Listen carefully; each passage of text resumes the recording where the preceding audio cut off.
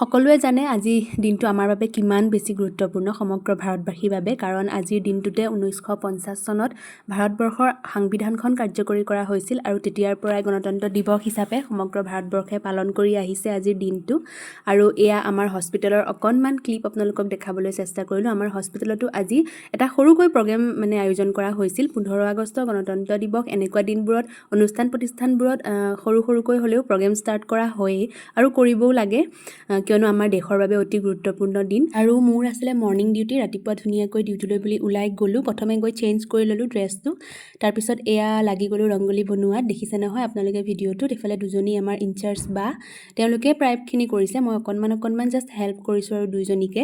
আৰু এনেকুৱা অকেজনবোৰত আগভাগ লৈ কিবা এটা ছেটিছফেকশ্যন লাগে নহয়নে? মই কিন্তু খুব বেছি ভাল পাওঁ। আৰু বাকী আমাৰ বা দুজনীয়ে ইমান ধুনীয়াকৈ ড্ৰেছ কৰি আহিছে, চাওকচোন, একদম পাতাকা কালাৰৰ। বাৰু এয়া ধুনীয়াকৈ পাতাকাখন বান্ধি মিলি ফুল ভৰাই উঠাই দিয়া হ'ল। এই গাঁঠিটো যে দিবলৈ মই ইমান শিকোঁ, কিন্তু মই নোৱাৰোঁ, গম পাইনে? আপোনালোকে বাৰু জানেনে জনাবচোন। তাৰপিছত এয়া ডেক'ৰেশ্যন হৈ গ'ল আৰু সেইকণ সময়তে যেতিয়া প্ৰগ্ৰেম ষ্টাৰ্ট হ'ব আৰু সেইকণ সময়তে এটা চিজাৰিয়ান কেছ আহিলে, আৰু যিহেতু মই বেবী চিষ্টাৰ অ'টি লৈ যাব লাগে, মই গ'লোঁ অ'টি এটেণ্ড কৰিবলৈ, আৰু সেইকণ সময়তে প্ৰগ্ৰেম হৈও শেষ হৈ গ'ল। মই দুৰ্ভাগ্যবশতঃ চাবই নাপালোঁ আৰু গোটেইবোৰ ডেক'ৰেশ্যন কৰি মেলিও চাব নাপালোঁ আৰু ভিডিঅ' কৰিব নাপালোঁ। তাৰপিছত আমাৰ NICUৰ ভিতৰৰ পৰা মই পাতাকাখন যেতিয়া উত্তোলন কৰিছে তেতিয়া অকণমান ভিডিঅ' কৰি ৰাখি থ'লোঁ।